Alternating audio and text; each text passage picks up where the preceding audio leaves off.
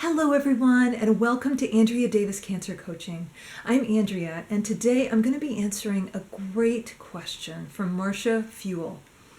She finds that her state of mind is pretty good during the day when she's busy, but at night when she's getting ready to go to bed and then when she's in bed, a lot of anxious, fearful thoughts come up.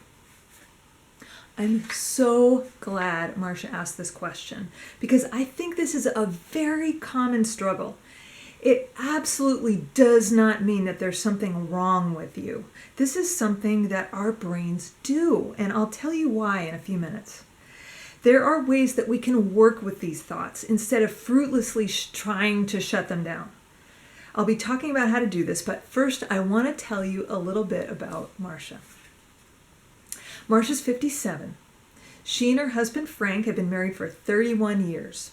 He was in the military for most of that time, and they got to live in Europe for about 15 years, mostly in Italy and Germany. They've also lived in New Mexico and Colorado, and while living abroad, they got to do a lot of traveling, which they loved, and got to host family members and travel with them. Marcia worked wherever they lived, usually, often in sales positions, which she really enjoyed. And Marcia and Frank retired to San Antonio, Texas about 9 years ago. And they love San Antonio, particularly the neighborhood where they live. Marcia did a lot of foster dog care in the past, and she's taken trips to other states, even going as far away as New England to visit dogs that she used to foster. She was diagnosed with stage 2 breast cancer in 2017. She had 18 rounds of chemo, a bilateral mastectomy, and over 30 rounds of radiation. She was declared cancer-free in early 2018. So in June 2018, a scan revealed metastases in her liver, her lungs, and a place near her sternum. Since that time, she's tried 5 different medications to shrink these tumors. So the first 4 that she tried, none of them helped. And in fact, the tumors were continuing to grow while she tried these medications. But since she started taking doxorubicin last September, she's been getting scans every 3 months. And every time the tumors have shown shrinkage. And she's also starting to feel more energetic. She feels like she's been handed some life back, and she's very excited and very grateful about this. And I'd like all of us to just take a moment and celebrate that. It is so absolutely fantastic. So wonderful.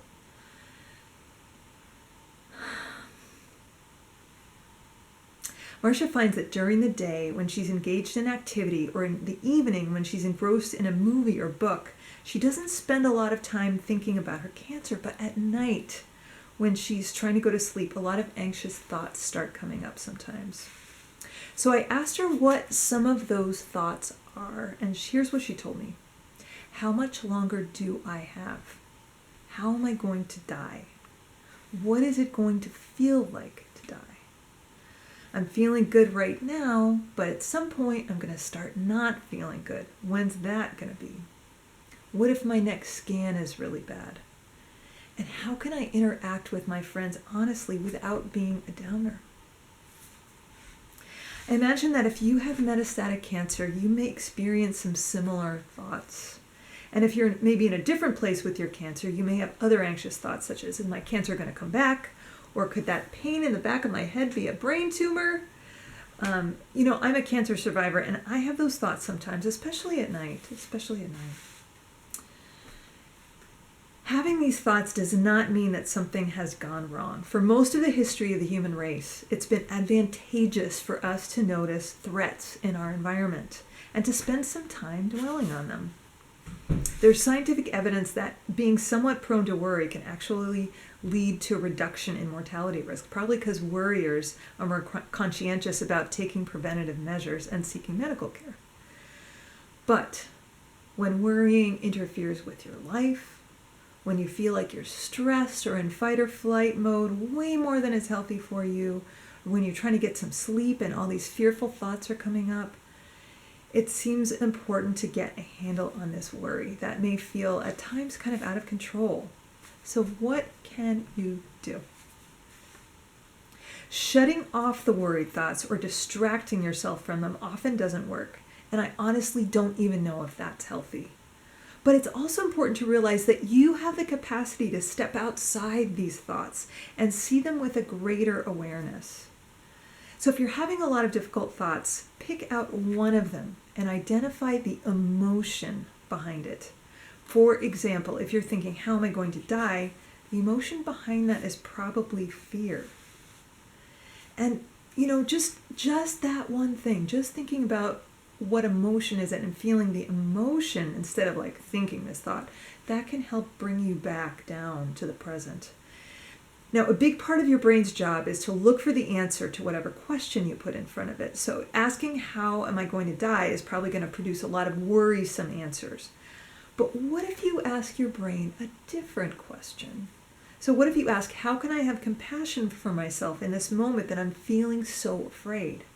If you ask that, you'll probably start actually experiencing some compassion for yourself, which will very likely lead to a more calm feeling. To help with this, you can put your left hand on your chest and your right hand on your abdomen and focus on breathing deeply into your abdomen. And if you want, you can take this a step further and say to yourself while you're doing this deep breathing in, I know that I'm feeling some fear right now. Breathing out, I feel compassion and love for myself. And really feel that compassion and love. Feel your heart and under your left hand and how much you just care for yourself and your own well-being. And if you find it difficult still to let go of these swirling thoughts and worries, be patient with yourself. This is a practice. So in the meantime, there may still be times when you find yourself still awake with worry. And here's what I suggest in that case. First of all, as I talked about in my video on how to sleep better, I suggest doing certain things ahead of time to help you have a more restful night. So here are my main points from that video. So in order to increase your body's nighttime production of melatonin, which is a hormone that helps regulate sleep, you want to make sure your bedroom is completely 100% dark. Even a tiny bit of light from an alarm clock can interfere with melatonin production. And then also don't look at your computer or your smartphone or television for about an hour or two before bed, because that can interfere with melatonin. And expose yourself to natural light outdoors every day for at least 30 to 60 minutes. And ideally 10 or 15 minutes of those should be early in the morning. And that helps your brain know it's morning time, it's light, it's going to be dark at night. You kind of set your clock up for melatonin production at night. Some other things you can do are take a hot bath or shower an hour or two before bed, establish a calming bedtime routine, for example, having a cup of chamomile tea and doing a little reading, completely eliminate caffeine and alcohol, and eat lightly at night. Now, I know having cancer, especially if you have stage 4, it is super worrisome, and there may still be times when you find yourself worried and sleepless at night in spite of doing all these things. If that happens, I really recommend checking out some guided meditations on YouTube that are specifically designed to be listened to in bed and help you fall asleep. At the very least, they'll get your body into a more restful, relaxed state, and your mind. So my favorite of these meditations are by a guy named Jason Stevenson, and I'll put a link to his YouTube channel in the notes for this video.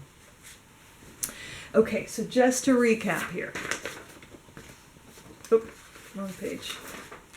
Okay, so if you find yourself having anxious and fearful thoughts at night, acknowledge the thoughts, and then pick one thought. Identify the emotion behind that thought, and identify where exactly you're feeling that emotion in your body. You can put your left hand on your chest and your right hand on your abdomen and breathe deeply into your abdomen. And if you want, you can say, breathing in, I know that I'm feeling some blank, fear, whatever it is, right now. Breathing out, I feel compassion and love for myself in this moment. And then make sure that you're taking steps ahead of time to promote good sleep, so you can see my video on how to sleep better. And then lastly, check out guided meditations specifically designed to help you sleep. So my favorite is Jason Stevenson. I'll put that link down there where you can see it. Okay, and I'll put all my instructions about this in my blog post. I'll put a link to that post in my video description. I really hope that you found this helpful. Please like this video and post a comment to let us know what you thought. Stay updated about my latest videos by going to AndreaDavisCancerCoaching.com and signing up there so I can keep you posted. And if you want to find out how to strengthen your body and your immune system to fight cancer better, sign up for a free session with me at AndreaDavisCancerCoaching.setmore.com. If you're watching this on YouTube, subscribe to my channel by clicking on the subscription link in the video description. Thank you so much for joining me here. It's a pleasure to have you here. Take good care of yourselves, and I will see you next time. Bye-bye, everyone.